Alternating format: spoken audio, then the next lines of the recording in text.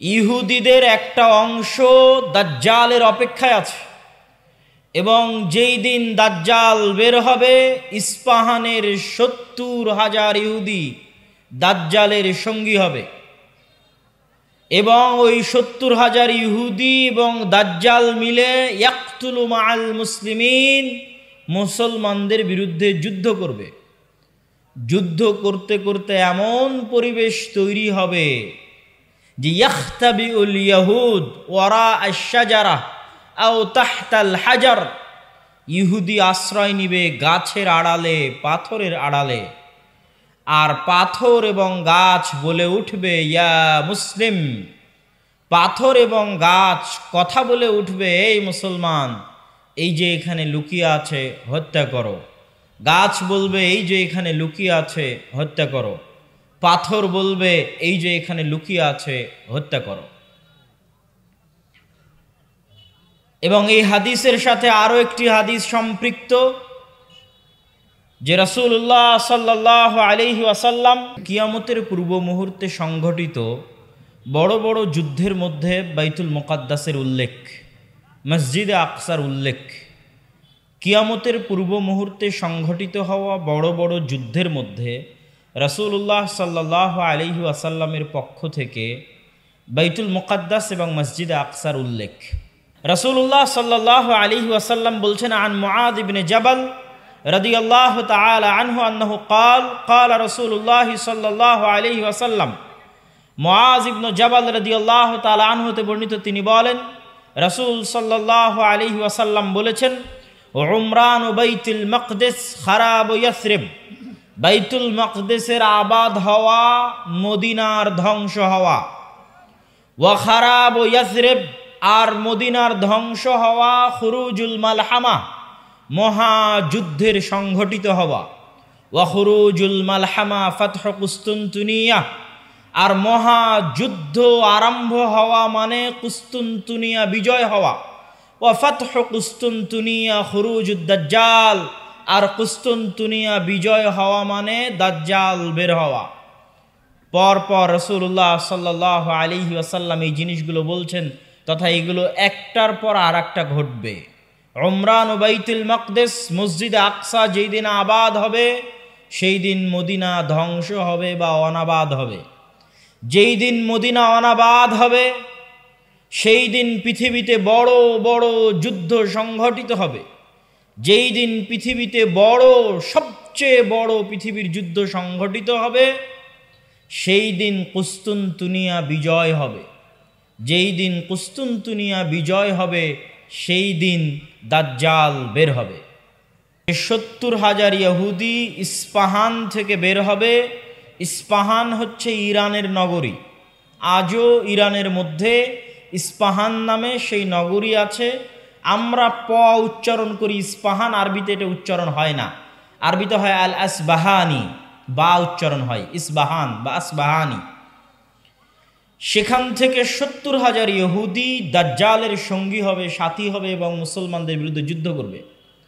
আর সেই যুদ্ধের অবস্থা কি হবে সেটাও আমরা দেখলাম।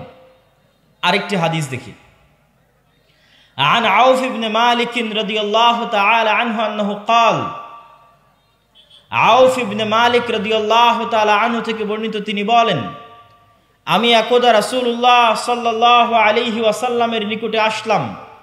রাসূল সাল্লাল্লাহু আলাইহি ওয়াসাল্লাম আমাকে কিয়ামতের আলামত গণালেন, আমার হাতে গণালেন। তার মধ্যে একটি আলামত রাসূল সাল্লাল্লাহু আলাইহি ওয়াসাল্লাম বললেন, সায়াকুনু হুদনাতুন মা'আর রোম, ইয়ানি সাতাকুনু হুদনাতুন বাইনাল মুসলিমিন ওয়ার রোম, রোমান খ্রিস্টানদের সাথে মুসলমানদের একটি চুক্তি হবে। আর রোমান খ্রিস্টানেরা এবং মুসলমানেরা চুক্তিবদ্ধ হয়ে তৃতীয় কমন শত্রুর বিরুদ্ধে যুদ্ধ করবে। তথা রোমান খ্রিস্টানদের শত্রু আর মুসলমানদের শত্রু এক। তৃতীয় কমন শত্রুর বিরুদ্ধে মুসলমানেরা যুদ্ধ করবে। এই যুদ্ধে রোমান খ্রিস্টান এবং মুসলমানেরা বিজয়ী হবে। বিজয়ী হওয়ার পর একজন খ্রিস্টান দাঁড়িয়ে বলবে, যে আমরা আজকে বিজয়ী হয়েছি লিহাজা সলিব, এই ক্রুশের কারণে, গলায় ঝুলানো ক্রুশ দেখিয়ে বলবে এটার কারণে আজকে আমরা বিজয়ী হয়েছি। তখন একজন মুসলমানের আঁতে ঘা লাগবে, সে দাঁড়িয়ে উঠে তার ক্রসটা ভেঙে দিবে। যখন ভেঙে দিবে তখন রোমান এবং মুসলমানেরা পরস্পরের বিরুদ্ধে যুদ্ধ করার জন্য দাঁড়িয়ে যাবে। রোমান, খ্রিস্টান এবং মুসলমানেরা। সেই যুদ্ধের বর্ণনা রাসূলুল্লাহ সাল্লাল্লাহু আলাইহি ওয়াসাল্লাম হাদিসে বিস্তারিত বর্ণনা করছেন।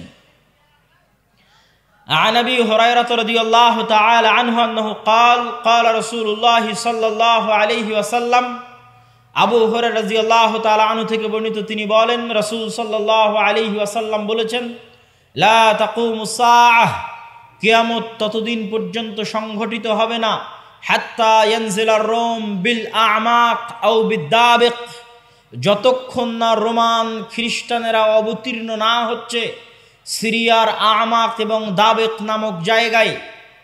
বর্তমান সিরিয়ার হালব নগরী থেকে অনতি দূরে তুরস্ক এবং সিরিয়ার সীমান্তবর্তী অঞ্চলে, বর্তমান তুরস্কের সীমানা এবং বর্তমান সিরিয়ার সীমানা, এই সীমান্তবর্তী অঞ্চলের জায়গার নাম হচ্ছে আমাক এবং দাবেক, এখনো ওই নামই আছে।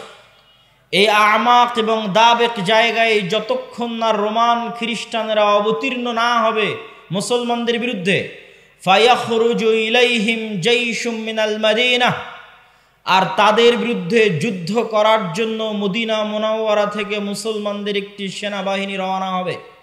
রাসূলুল্লাহ সাল্লাল্লাহু আলাইহি ওয়াসাল্লাম বলছেন, মদিনা মুনাওয়ারা থেকে বের হওয়া সেই মুজাহিদ বাহিনী খিয়ার ও আহলিল আরজ, তৎকালীন বিশ্বের সর্বোত্তম, সবচেয়ে শ্রেষ্ঠ, সবচেয়ে দামি, সবচেয়ে আল্লাহওয়ালা পরহেজগার মানুষ হবে।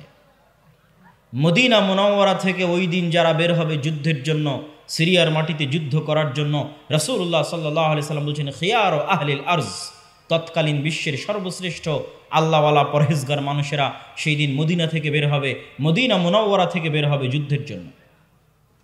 যুদ্ধের কথা বর্ণনা করতে গিয়ে রাসূলুল্লাহ সাল্লাল্লাহু আলাইহি ওয়াসাল্লাম বলেন, ফায়ুকাতিলুহুম ফায়ানহাজিমু সুলুসুন লা ইয়াতুবুল্লাহ তাওবাতাহুম আবাদা, ওই দিন মুসলমানেরা 3 ভাগে বিভক্ত হয়ে যাবে।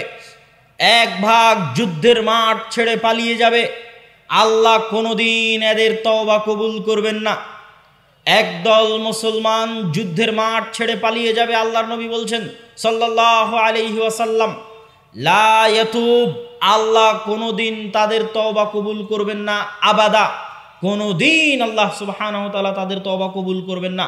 ওয়ায়ুকতালু সুলুসুহুম, 3 ভাগের 1 ভাগ ওই যুদ্ধে মারা যাবে। রাসূলুল্লাহ সাল্লাল্লাহু আলাইহি ওয়াসাল্লাম বলছেন, আফজালুশ শুহাদা ইনদাল্লাহ, আল্লাহর নিকটে সর্বশ্রেষ্ঠ শহীদ বলে গণ্য হবে ওই যুদ্ধে যারা যুদ্ধ করে শাহাদত অর্জন করবে, শহীদ হয়ে যাবে 3 ভাগের 1 ভাগ মুসলমান, তারা আল্লাহর দরবারে সর্বশ্রেষ্ঠ শহীদ হিসেবে বিবেচিত হবে। রাসূলুল্লাহ সাল্লাল্লাহু আলাইহি ওয়াসাল্লাম বললেন, ওয়াইফতাতিহুস সুলুস, আর 3 ভাগের 1 ভাগ বিজয় লাভ করবে রোমানদের উপরে, 3 ভাগের 1 ভাগ বিজয় লাভ করবে রোমানদের উপরে। লা ইফতানুনা আবাদান, এরা কোনো দিন আর কিয়ামত পর্যন্ত ফিতনায় পতিত হবে না, এবং এদের হাত দিয়ে ইফতাতিহুনা কুস্তুনতুনিয়া, কুস্তুনতুনিয়া বিজয় হবে। কুস্তুনতুনিয়া কি? আগের হাদিসেও দেখেছেন, আল্লাহর নবী বলেছে বাইতুল মাকদেসের আবাদ হওয়া, মদিনার ধ্বংস হওয়া, মদিনার ধ্বংস হওয়া, মহাযুদ্ধের শুরু হওয়া, মহাযুদ্ধের শুরু হওয়া, কুস্তুনতুনিয়া বিজয় হওয়া, কুস্তুনতুনিয়া বিজয় হওয়া, দাজ্জালের বের হওয়া। কুস্তুনতুনিয়া হচ্ছে আজকের তুরস্কের ইস্তাম্বুল। আজকের তুরস্কের ইস্তাম্বুলকে আরবিতে বলা হয় কুস্তুনতুনিয়া, ইংরেজিতে বলা হয় কনস্টান্টিনিপল। কনস্টান্টিনিপল এবং বর্তমান নাম হচ্ছে ইস্তাম্বুল। তুরস্কের রাজধানী, যদিও আগে রাজধানী ছিল, এখন অফিসিয়াল রাজধানী নয়, অফিসিয়াল রাজধানী আঙ্কারা, কিন্তু তারপরও রাজধানীর মতো মান মর্যাদা যেই শহরের, সেটাই হচ্ছে ইস্তাম্বুল, কুস্তুনতুনিয়া, কনস্টান্টিনিপল। রাসূল সাল্লাল্লাহু আলাইহি ওয়াসাল্লাম বলছেন, ফায়াফতাতিহুনা কুস্তুনতুনিয়া, ওই যে একদল বিজয়ী হবে রোমানদের উপর, তাদের হাতে আল্লাহ কুস্তুনতুনিয়া, কনস্টান্টিনিপল বিজয় দান করবেন। ফাবাইনামা হুম ইয়ানকাসিমুন আল গানাইম, যখন এই সমস্ত বিজয়ী মুজাহিদরা গনিমতের মাল বন্টন করবে এবং তাদের তরবারি ঝুলানো থাকবে গাছের সাথে, তখন একজন চিৎকার করে বলবে, সাহা ফীহিমুশ শাইতান ইন্নাল মাসীহা ক্বাদ খালাফাকুম ফি আহলিকুম, মাসীহুদ দাজ্জাল বের হয়ে গেছে আর তোমাদের বাড়িতে বাড়িতে মাসীহুদ দাজ্জাল প্রবেশ করতেছে। এখন পর্যন্ত ইমাম মাহদী আসেননি, হয়তো এনাদের মধ্যেই ইমাম মাহদী থেকে থাকতে পারেন, তবে তিনি যে ইমাম মাহদী তা এখনও প্রকাশিত আকারে জনগণের সামনে স্পষ্ট হয়নি। হবে কখন? দাজ্জাল বের হওয়ার পরে এবং সালাতের দামেস্কের মসজিদে সালাতের পরে, যেটার বর্ণনা রাসূল সাল্লাল্লাহু আলাইহি সাল্লাম দিচ্ছেন। ফায়াখরুজুন ওয়া যালিকা বাতিল, শয়তানের এই মিথ্যা কথা শুনে তারা তরবারি নিয়ে দৌড়ে এগিয়ে যাবে কোথায়? মাসীহুদ দাজ্জাল, তার বিরুদ্ধে যুদ্ধ করার জন্য। ফাইদা জাউ শাম, তারা আস্তে আস্তে দেমাস্কে চলে আসবে। দেমাস্কের মসজিদে তারা কাতারবদ্ধ হয়ে সালাতের জন্য দাঁড়াবে। ইদা উকিমাতিস সালাত, যখন সালাতের ইকামত দেওয়া হবে, ফায়ানজিলু ঈসা ইবনু মারিয়াম, তখন আসমান থেকে ঈসা ইবনু মারিয়াম অবতীর্ণ হবেন। ফাআম্মাহুম ফাইদা রাআহু আদুউল্লাহ যাবা কামা ইয়াযুবুল মিলহ ফিল মা, ঈসা ইবনু মারিয়াম অবতীর্ণ হবেন ওই মসজিদে এবং তারপরে মুসলমানেরা দাজ্জালের বিরুদ্ধে যুদ্ধ করার জন্য রওনা দিবে এবং মসজিদে আকসার পাশে, জেরুজালেমের পাশে লুদ নামক বাবুল লুদ নামক দরজায় ঈসা আলাইহিস সালাতু ওয়াস সালামকে দেখে মাসীহুদ দাজ্জাল লবণ যেভাবে পানিতে দিলে গলে যায় সেভাবে গলতে থাকবে এবং তার গলে শেষ হওয়ার আগেই রাসূল সাল্লাল্লাহু আলাইহি ওয়াসাল্লাম বলছেন, ফালাউ তারাকাহু লানযাব হাত্তা ইয়ানহালিক, যদি ঈসা ইবনু মারিয়াম তাকে ওই অবস্থায় রেখে দিতেন তাহলে সে গলে ধ্বংস হয়ে যেত। হাত্তা ইয়াহলিক ওয়ালাকিন ইয়াকতুলুহুল্লাহ বিয়াদিহি ফায়ুরিহিম দামাহু ফি হারবাতিহি, কিন্তু আল্লাহ সুবহানাহু ওয়া তাআলা চান যে ঈসা ইবনু মারিয়ামের মাধ্যমে সে নিহত হোক, এই জন্য ঈসা ইবনু মারিয়াম তাকে হত্যা করবেন এবং দাজ্জালের রক্ত জনগণকে দেখাবেন। সম্মানিত উপস্থিতি, আরেকটি ব্যতিক্রম ধর্মী হাদিস, সেই হাদিসটা বলে আমরা আমাদের সংক্ষিপ্ত ব্যাখ্যার দিকে এগিয়ে যাব ইনশাআল্লাহ। আবু হুরায়রা রাদিয়াল্লাহু তাআলা আনহু থেকে বর্ণিত, তিনি বলেন, রাসূল সাল্লাল্লাহু আলাইহি ওয়াসাল্লাম বলছেন, সামি'তুম বিমাদিনাতিন জানিবুম মিনহা ফিল বার ওয়া জানিবুম মিনহা ফিল বাহর, তোমরা একটি শহরের কথা শুনেছ যেই শহরের এক সাইডে সমুদ্র এবং আর এক সাইডে মাটি। রাসূলুল্লাহ সাল্লাল্লাহু আলাইহি ওয়াসাল্লামের উত্তরে সাহাবীগণ বললেন, জি আমরা শুনেছি। রাসূল সাল্লাল্লাহু আলাইহি ওয়াসাল্লাম বলছেন, লা তাকুমুস সাআহ হাত্তা ইয়াগজুহা ৭০ আলফাম মিন বনি ইসহাক, ততক্ষণ পর্যন্ত কিয়ামত হবে না যতক্ষণ না বানু ইসহাকের ৭০,০০০ মানুষ তাদের বিরুদ্ধে যুদ্ধ না করছে। আর তারা সেই দিন যুদ্ধ করবে ওই শহর বিজয়ের জন্য, আর ওই শহর বিজয়ের জন্য ফালাম ইউকাতিলু বিসালাহ, কোনো অস্ত্রপাতি লাগবে না ওই শহর বিজয় করতে। ওয়ালাম ইয়ারমু বিসাহমিন, কোনো তীর নিক্ষেপ করা লাগবে না ওই শহর বিজয় করতে। ক্বালু লা ইলাহা ইল্লাল্লাহু আল্লাহু আকবার, তারা শুধু আল্লাহু আকবার ধ্বনি দিবে, তাকবীর ধ্বনি দিবে। ফায়াসকুতু আহাদু জানিবাইহা, ওই শহরের একটি প্রাচীর ধসে পড়ে যাবে। তারপরে দ্বিতীয়বার যখন তারা তাকবীর ধ্বনি দিবে তখন শহরের আরেকটি প্রাচীর ধসে পড়ে যাবে। তারা তৃতীয়বার যখন তাকবীর ধ্বনি দিবে তখন শহরের আরেকটি প্রাচীর ধসে পড়ে যাবে। ফাইফাররাজু লাহুম ফায়াদখুলুহা, তারা বিজয়ী বেশে ওই শহরে প্রবেশ করবে। ফায়াগনামু ফাবাইনাহুমা ইয়াকতাসিমুনাল মাগানিম, যেই মুহূর্তে তারা বিজয়ী বেশে শহরে প্রবেশ করবে আর গনিমতের মাল বন্টন করবে, তখন শয়তান চিৎকার করে বলবে, তোমাদের ঘরে দাজ্জাল প্রবেশ করে গেছে। সম্মানিত উপস্থিতি, পরপর আমরা 4টা হাদিস দেখলাম। এই 4টা হাদিস এক একজন এক একভাবে ব্যাখ্যা করতে পারে। আমি আগেও বলেছি যে যতদিন এই জিনিসগুলো না ঘটবে ততদিন এই জিনিসগুলোর প্রকৃত ব্যাখ্যা কেউ জানবে না। কিন্তু আমার কাছে সংক্ষিপ্তভাবে যেটা মনে হয়েছে যে উমরান ও বাইতুল মাকদেস আবাদ হওয়া, কেউ কেউ ব্যাখ্যা করে এই যুগের যে বাইতুল মাকদেস আবাদ হওয়া মানে ইহুদিরাই জেরুজালেম দখল করে নিবে এবং সেখানে বিশাল রাজধানী প্রতিষ্ঠা করবে। প্রতিষ্ঠা করার মাধ্যমে সে এটা পৃথিবীর একটি জাঁকজমকপূর্ণ একটা বিশাল বড় শহর লন্ডন দুবাইয়ের মতো একটা বড় শহরে পরিণত হয়ে যাবে জেরুজালেম, যেটা থাকবে তাদের হাতেই, আমাদের হাতে নয়। কেউ বলেছেন এটা। আর আমার কাছে সংক্ষিপ্তভাবে মনে হয়েছে যে উমরান ও বাইতুল মাকদেস আবাদ হওয়া মানে মুসলমানদের হাতেই বাইতুল মাকদেস থাকবে এবং মুসলমানেরাই বাইতুল মাকদেস বিজয় করবে এবং সেখানে সালাত সিয়াম সকল কিছু বাস্তবায়ন হবে এবং বাইতুল মাকদেস মুসলমানদের হাতে আগেই বিজয় হবে, তথা যে ঘটনাগুলো পরবর্তীতে সংঘটিত হচ্ছে সেগুলোর আগেই মুসলমানদের হাতে বাইতুল মাকদেস থাকবে। কখন থাকবে আল্লাহ সুবহানাহু ওয়া তাআলা ভালো জানেন। এবং বাইতুল মাকদেসের বিজয় হওয়া মানে মদিনার ধ্বংস হওয়া কি? হয়তো মদিনা অনাবাদ হয়ে যেতে পারে, মদিনার যে শান শওকত সেই শান শওকতে কমতি আসতে পারে, যে কোনো কারণে আসতে পারে। যেহেতু মুসলমানেরা বাইতুল মাকদেস ফিরে পেয়েছে সেহেতু বাইতুল মাকদেস কেন্দ্রিক মুসলমানদের নতুন কিছু তৈরি হতে পারে। যেমন উমাইয়া খেলাফাত আমলে যখন আবদুল্লাহ ইবনে জুবাইরের হাতে মক্কা এবং মদিনা ছিল, তখন উমাইয়া খলিফারা মক্কা মদিনা জিয়ারত করতে না পারার কারণে তারা তাদের সকল ধন সম্পদ খরচ করত বাইতুল মাকদেসের পিছনে। তথা এই মসজিদকে কেন্দ্র করে মুসলমানদের একটা ব্যস্ততা, শহর বন্দর সকল কিছু গড়ে উঠবে এই শহরকে কেন্দ্র করে এবং মদিনা অনাবাদ হয়ে যাবে। মদিনা অনাবাদ হয়ে গেলে যুদ্ধ শুরু হবে। কোন যুদ্ধ? যেই যুদ্ধ আমরা আলোচনা করলাম, এই যুদ্ধকে রাসূল সাল্লাল্লাহু আলাইহি সাল্লাম বলছেন আল মালহামা আল কুবরা। এবং এই যুদ্ধের বর্ণনা দিতে গিয়ে অন্য হাদিসে রাসূলুল্লাহ সাল্লাল্লাহু আলাইহি ওয়াসাল্লাম বলেছেন যে এই যুদ্ধে এত বেশি পরিমাণ মানুষ মারা যাবে যে একটা উড়ন্ত পাখি যদি আকাশে উড়তে থাকে তাহলে উড়তে উড়তে সে ক্লান্ত হয়ে যাবে, কিন্তু লাশের সারি সে উড়ে শেষ করতে পারবে না, এত বেশি পরিমাণ মানুষ মারা যাবে এই যুদ্ধে। আর এই যুদ্ধের পরপরই কুস্তুনতুনিয়া বিজয় হবে মানে আজ তো ইস্তাম্বুল মুসলমানদের হাতে আছেই। হাদিসের ভাষায় বোঝা যায় যে ইস্তাম্বুল একদিন মুসলমানদের হাতে থাকবে না। আজ আছে কিন্তু একদিন থাকবে না। তথা আজকের যে তুরস্ক, এটা আজকে মুসলমানদের হাতে থাকলেও হাদিস প্রমাণ করছে যে দাজ্জাল যেই মুহূর্তে বের হবে ওই মুহূর্তে কনস্টান্টিনোপল, ইস্তাম্বুল, তুরস্ক মুসলমানদের হাতে নাই, থাকবে না।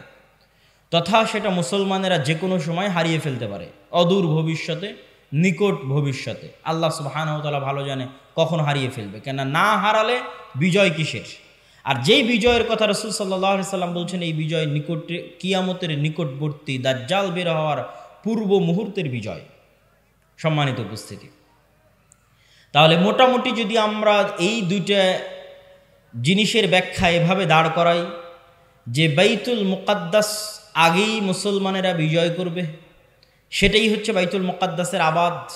আর কুস্তুনতুনিয়া কিয়ামতের পূর্ব মুহূর্তে বিজয় হবে, তার অর্থ হচ্ছে কুস্তুনতুনিয়া মুসলমানেরা হারিয়ে ফেলবে, কনস্টান্টিনোপল মুসলমানেরা হারিয়ে ফেলবে।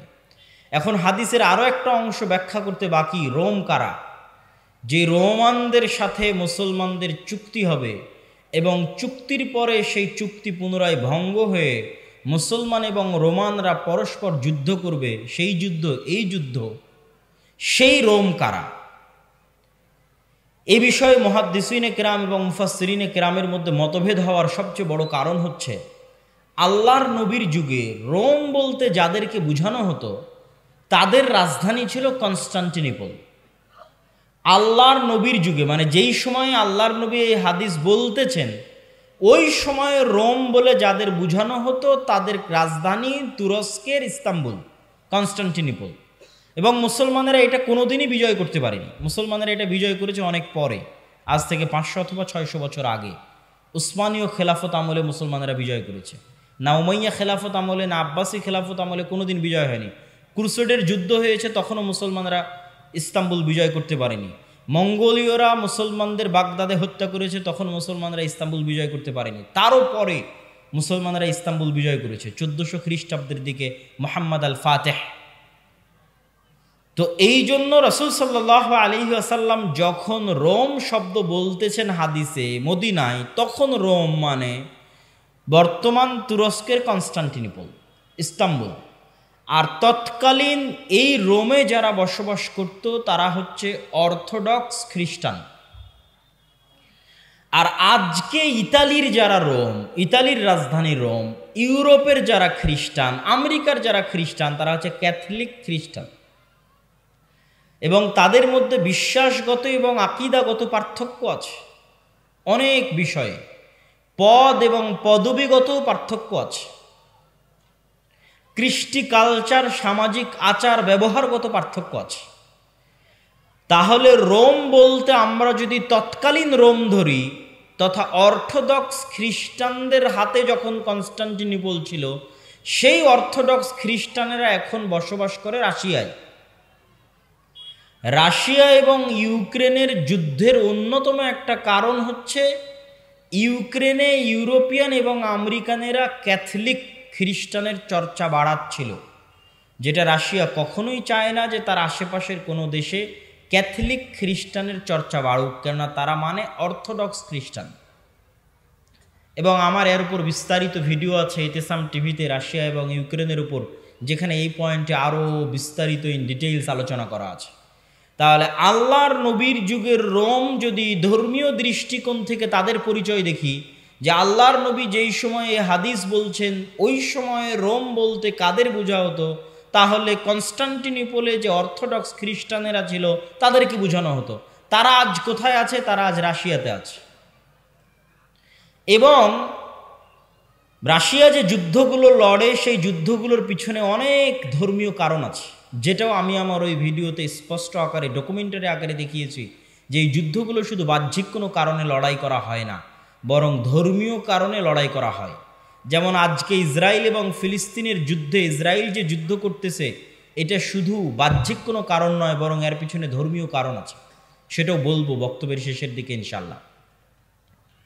আর যদি বলি যে না তারা নয়, তাহলে ইতালির রাজধানী যে রোম, ইতালির রাজধানী রোম মানে আজকের ইউরোপ, আজকের আমেরিকা, যারা আমাদের বিরুদ্ধে ক্রুসেডের যুদ্ধ করার জন্য এসেছিল কয়েক শতাব্দী আগে, বাইতুল মুকাদ্দাস খ্রিস্টানেরা দখল করেছিল, সুলতান সালাহুদ্দিন আইয়ুবী বিজয় করেছিলেন, সেই ক্রুসেডাররা, তাদের সাথে মুসলমানদের চুক্তি হবে, তৃতীয় কোনো পক্ষের বিরুদ্ধে মুসলমানেরা তাদেরকে সাথে করে নিয়ে যুদ্ধ করবে, সেই যুদ্ধে রোমানরা আর মুসলমানেরা বিজয়ী হবে।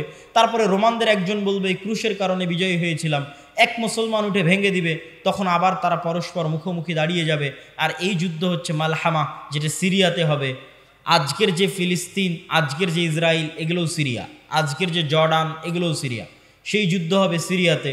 আর ওই যুদ্ধে মুসলমানদের হেডকোয়ার্টার হবে গোতা নামক জায়গায়, যে গোতা নামক জায়গাটি হচ্ছে সিরিয়ার রাজধানী দামেস্ক থেকে অনতি দূরে।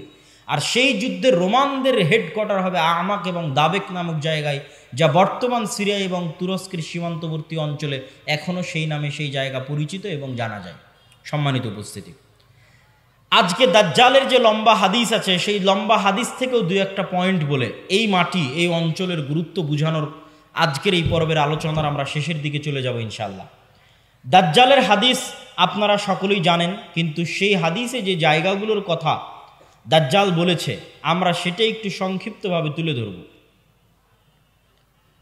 আপনারা তামিম আদ-দারি রাদিয়াল্লাহু তাআলা আনহুর বিখ্যাত হাদিস, যদি শ্রদ্ধেয় শায়েখ আব্দুর রাজ্জাক বিন ইউসুফ তার বক্তব্য শুনে থাকেন তাহলে শুনতে আরও মজা লাগবে, কিন্তু আমি শুধু ব্যাখ্যা করব যে ওখানে দাজ্জাল যে জায়গাগুলোর কথা বলে ওই জায়গাগুলো কি এবং কোথায়। তো তামিম আদ-দারি রাদিয়াল্লাহু তাআলা আনহু তারা নৌকা নিয়ে সফরে বের হয়েছিলেন, 1 মাস সমুদ্রের মধ্যে ঘুরপাক খেতে থেকেছেন। ঘুরপাক খেতে খেতে যখন একটা দ্বীপে গিয়ে ঠেকেছেন, সেই দ্বীপে তাদের সাথে দাজ্জালের সাক্ষাৎ হয়েছে। দাজ্জালের সাক্ষাৎ হওয়ার আগেও একটা বড় অদ্ভুত জন্তু সেখানে দায়িত্ব পালন করছিল। সেই অদ্ভুত জন্তু নিজেকে পরিচয় দিয়েছে যে আমি হচ্ছি গোয়েন্দা, আনাল জাসাসা। তারপরে সেই অদ্ভুত জন্তু তাদেরকে বলেছে তোমরা যার কাছে এসেছো তিনি এই দিকে আছে, এগিয়ে যাও। সেখান থেকে এবার আমি আপনাদেরকে এখান থেকে পড়ে শোনাচ্ছি যে ওখানে দাজ্জাল কি বলছে এবং সেই জায়গাগুলো কোথায়। দাজ্জাল বলছে, জিজ্ঞেস করছে, আসআলুকুম আন নাখলিহা আন নাখলে বাইসান আখবিরুনি আন নাখলে বাইসান। বাইসান নামক খেজুর বাগান সম্পর্কে আমাকে তোমরা সংবাদ দাও। কুলনা আন আইয়ি শানিহা তাস্তাখবির। বাইসান নামক খেজুরের বাগান সম্পর্কে তুমি কি জানতে চাও? তখন দাজ্জাল উত্তরে বলছে, আসআলুকুম আন নাখলিহা। বাইসান নামক খেজুর বাগানে এখন খেজুর হয় কিনা এ বিষয়ে আমাকে জানাও। হাল ইউসমির আমলা, তখন ওই তামিম আদ-দারি রাদিয়াল্লাহু তাআলা আনহু এবং তার সাথে যারা গেছে তারা উত্তরে বললেন কুলনা নাআম, এখনো সেখানে খেজুর হয়। তখন দাজ্জাল উত্তরে বলছে আমা ইন্নাহু ইউশিকু আল্লা তুসমির, জেনে রাখো অচিরেই সেই বাইসান নামক খেজুর বাগানে খেজুর হবে না। ক্বালা আখবিরুনি আন বুহায়রা আত-তাবারিয়াহ, তোমরা আমাকে বুহায়রা আত-তাবারিয়াহ, তাবারিয়া লেক, তাবারিয়া খাল সম্পর্কে জানাও। তাবারিয়া খাল সম্পর্কে তোমাকে কি বলবো? ক্বালা হাল ফিহা মা, সেখানে কি পানি আছে? তখন উত্তরে বলছে হিয়া কাসীরাতুল মা, অনেক বেশি পানি আছে।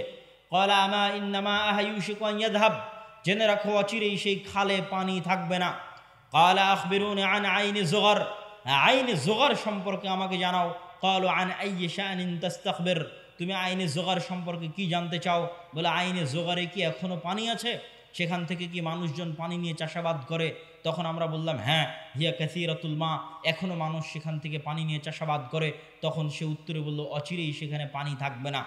তখন বলছে আখবিরুনি আন নাবিয়্যিল উম্মিয়িন, উম্মিয়িনদের নাবী সম্পর্কে আমাকে জানাও।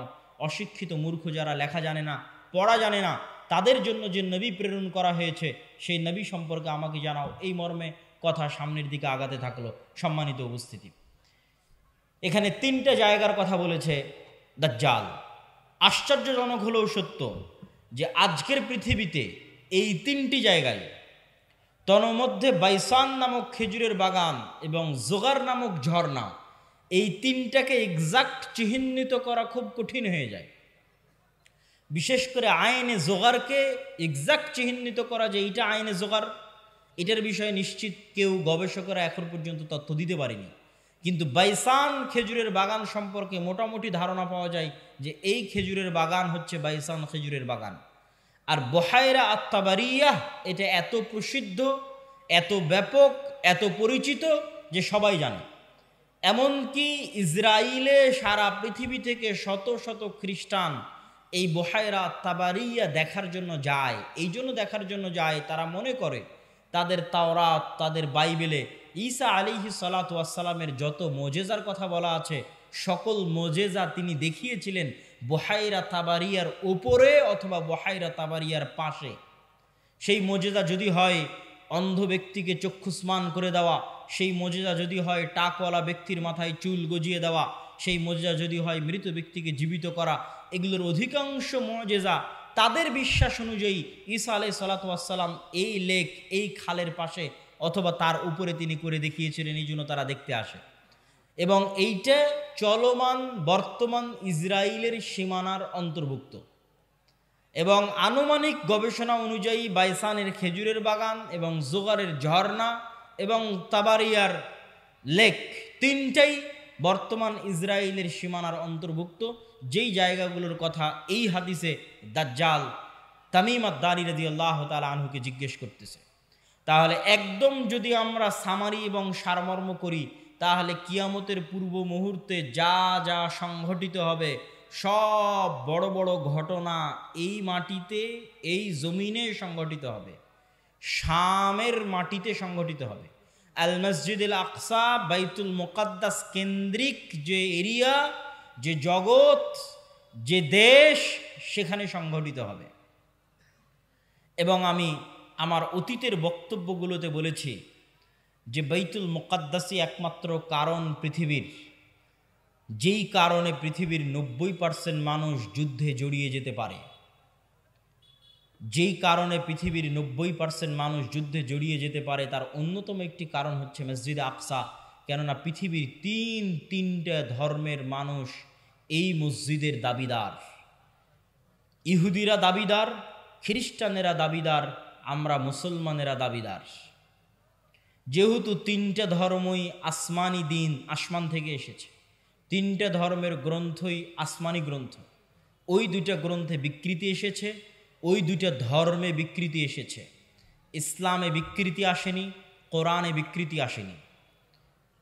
কিন্তু যেহেতু একই জায়গা থেকে আগত, এই জন্য ঘটনা, আকিদা, বিশ্বাস, কাহিনী অনেক কিছুই সেম এবং কমন।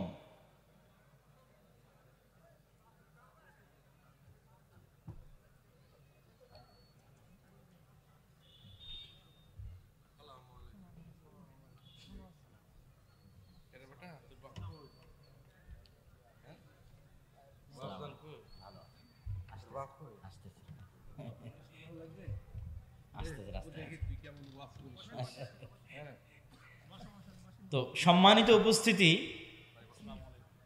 আমরা যে বিষয়ে আলোচনা করছিলাম যে বর্তমান মসজিদে আকসা এবং বর্তমান বাইতুল মুকাদ্দাস পৃথিবীর তিনটা ধর্মের নিকটে পবিত্র স্থান। আর এই পবিত্র স্থান হওয়ার কারণ হচ্ছে এই তিনটা ধর্মই আব্রাহামিক রিলিজিয়ান, সেমেটিক রিলিজিয়ান। এই তিনটা ধর্মই মিল্লাতে ইব্রাহিমের দাবিদার তথা ইব্রাহিম আলাইহিস সালাতু ওয়াস সালামের হিস্ট্রি, ইতিহাসের সাথে কানেক্টেড। আর সেমেটিক রিলিজিয়ান মানে নূহ আলাইহিস সালাতু ওয়াস সালামের 3 সন্তান তার সাথে নৌকায় উঠেছিলেন। একজনের নাম ইয়াফেস, একজনের নাম হাম, আর একজনের নাম সাম। ইয়াফেসের বংশধরেরা হচ্ছে সাদা চামড়া, ইউরোপ, আমেরিকা, রাশিয়া। সামের বংশধরেরা হচ্ছে সেমেটিক তথা মেটে, শ্যামা, হালকা সাদা, হালকা শ্যামা, হালকা মেটে। India, Pakistan, Bangladesh, Saudi, Kuwait, Qatar, Bahrain, এরা হচ্ছে সামের বংশধর। হাম হচ্ছে আফ্রিকান, টোটাল আফ্রিকান এরিয়া হচ্ছে নূহ আলাইহিস সালামের সন্তান হামের বংশধর। তো পৃথিবীতে আল্লাহ যত নবী পাঠিয়েছেন সকল নবী সামের বংশে পাঠিয়েছেন। সামের বংশে ইব্রাহিম আলাইহিস সালাতু ওয়াস সালাম।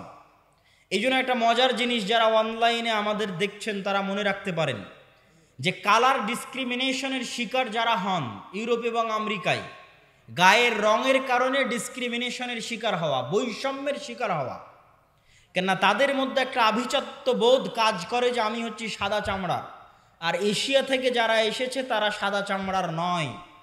আপনি দীর্ঘদিন থাকলে এই জিনিসটা ভিতর থেকে অনুভব করতে পারবেন, এই বৈষম্য। তো এটা আপনারা মজার জিনিস জেনে রাখতে পারেন যে ইউরোপ, আমেরিকা তারা যতই সাদা চামড়ার হোক, তারা যেই নবীকে সম্মান করে, শ্রদ্ধা করে, সেই নবী সাদা চামড়ার ছিলেন না। মানে ঈসা আলাইহিস সালাতু ওয়াস সালাম, ঈসা আলাইহিস সালাতু ওয়াস সালামের গায়ের রং আর আমার নবী মুহাম্মদ সাল্লাল্লাহু আলাইহি ওয়াসাল্লামের গায়ের রং এক। মানে শ্যামা, মেটে, সাদা চামড়ার সাদা নয়। তথা গোটা ইউরোপ এবং আমেরিকার মানুষ যেই নবীর অনুসারী, যেই নবীর মূর্তি তাদের গির্জায় বানিয়ে রেখেছে, যেই নবীর মা মারিয়াম আলাইহা সালাতু ওয়াস সালামের মূর্তি তাদের গির্জায় বানিয়ে রেখেছে, তারা কেউই সাদা চামড়ার ছিলেন না। এই জন্য বলেছি সেমেটিক রিলিজিয়ান। তথা আল্লাহ সুবহানাহু তাআলা সামের বংশে সকল নবী দিয়েছে, ইব্রাহিমের বংশে পরবর্তী সকল নবী পাঠিয়েছে। পৃথিবীর তিনটা ধর্ম ইব্রাহিম আলাইহিস সালাতু ওয়াস সালামের মিল্লাতের দাবিদার। এর কিছু কমন উদাহরণ আপনাকে দিই। ইব্রাহিম আলাইহিস সালাতু ওয়াস সালামকে আমরা বলি ইব্রাহিম, তারা বলে আব্রাহাম। ইব্রাহিম আলাইহিস সালাতু ওয়াস সালামের ছেলে ইসহাককে আমরা বলি ইসহাক, তারা বলে আইজ্যাক, আইজ্যাক নিউটন। যিনি আইজ্যাক তিনি ইসহাক। ইসহাক আলাইহিস সালাতু ওয়াস সালামের ছেলেকে আমরা বলি ইয়াকুব আলাইহিস সালাতু ওয়াস সালাম, তারা বলে জ্যাকব। যিনি জ্যাকব তিনি ইয়াকুব। ইয়াকুব আলাইহিস সালাতু ওয়াস সালামের ছেলে ইউসুফ আলাইহিস সালাতু ওয়াস সালামকে আমরা বলি ইউসুফ, তারা বলে জোসেফ। সেন্ট জোসেফ স্কুল মানে হযরত Yusuf school. There is no difference, কোনো পার্থক্য নাই। যদি আপনি বলেন সেন্ট জোসেফ স্কুল, তাহলে ওরা আপনি যে ইউসুফকে জানেন তাকে উদ্দেশ্য করছে, যে হযরত ইউসুফ আলাইহিস সালাতু ওয়াস সালাম স্কুল। এভাবে আমরা যাকে বলছি দাউদ আলাইহিস সালাতু ওয়াস সালাম, তারা তাকে বলছে ডেভিড। জাস্ট নামের উচ্চারণের পার্থক্য, কিন্তু ঘটনার মধ্যে মিল আছে। আমরা বলছি নূহ, তারা বলছে নোয়াহ। ঘটনার বর্ণনা, ধারা বিবরণীতে কিছুটা পার্থক্য আছে, কিন্তু মূল ঘটনাগুলো একই। তথা আদম এবং হাওয়ার যে ঘটনা কোরআনে বর্ণনা করা আছে, কাছাকাছি ঘটনা।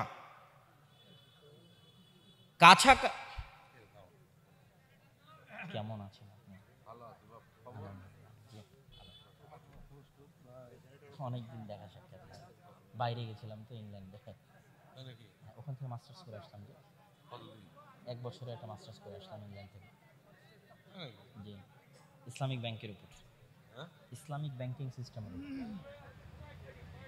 এই তানজিল ভাই, আব্বুকে ডেকে নিয়ে আসেন। নিয়ে আসতেছেন? হ্যাঁ বলতেছি, বক্তব্য শেষের দিকে চলে যাচ্ছি, দেখেন। হ্যাঁ হ্যাঁ বলবো ইনশাল্লাহ, আমি বুঝাবো, বক্তব্যের মধ্যেই বলবো। ইসলামিক, আলহামদুলিল্লাহ, ইসলামিক ব্যাংকিং এবং ইসলামিক ফাইন্যান্সের উপর মাস্টার্স করা। আমার বুঝে তো মনে হয় না সেটা সব ভালো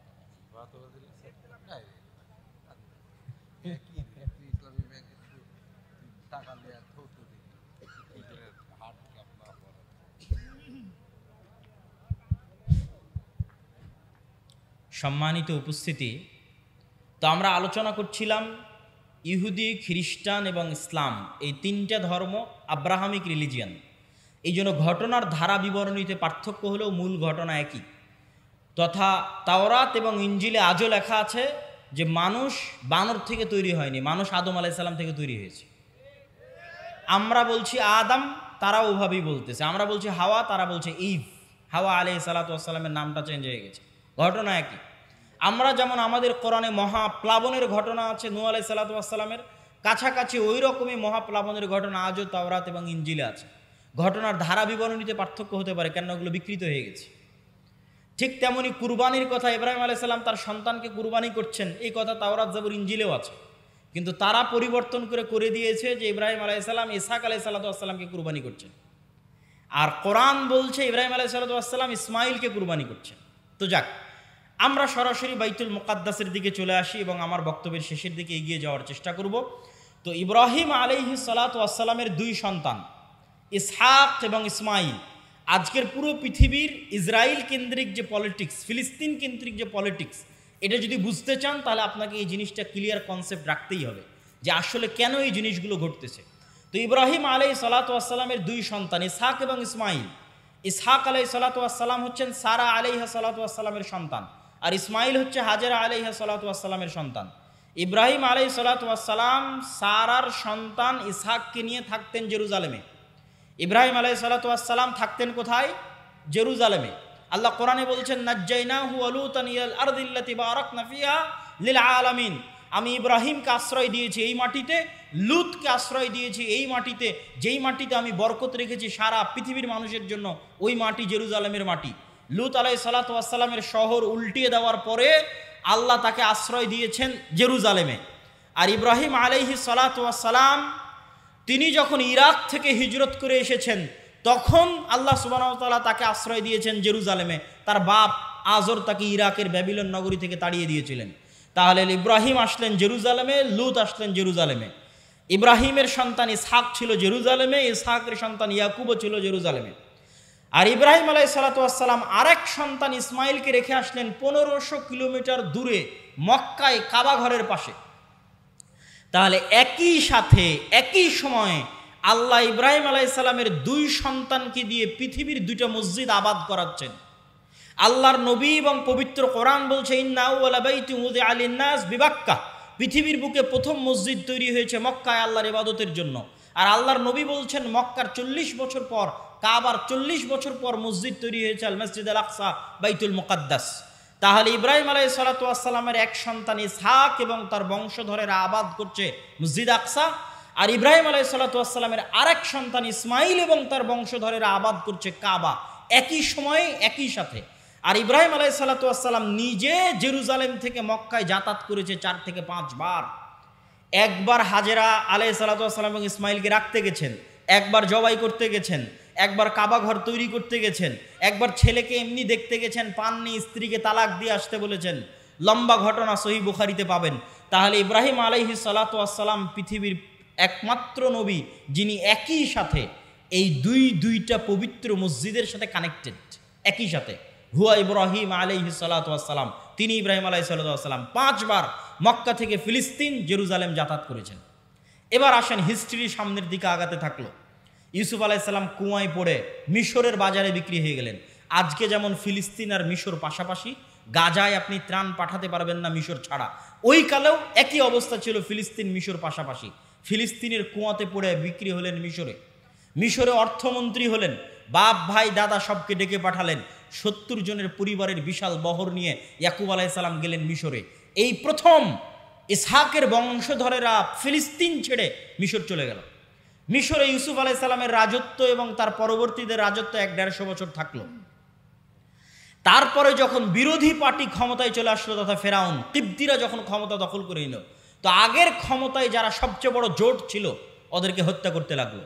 আগের ক্ষমতায় যে বাদশাহ ছিল মিশরের, তার সবচেয়ে বড় জোট ছিল বানু ইসরাইল, ইউসুফ আলাইহিস সালাতু ওয়াস সালাম। তো এদেরকে হত্যা করো।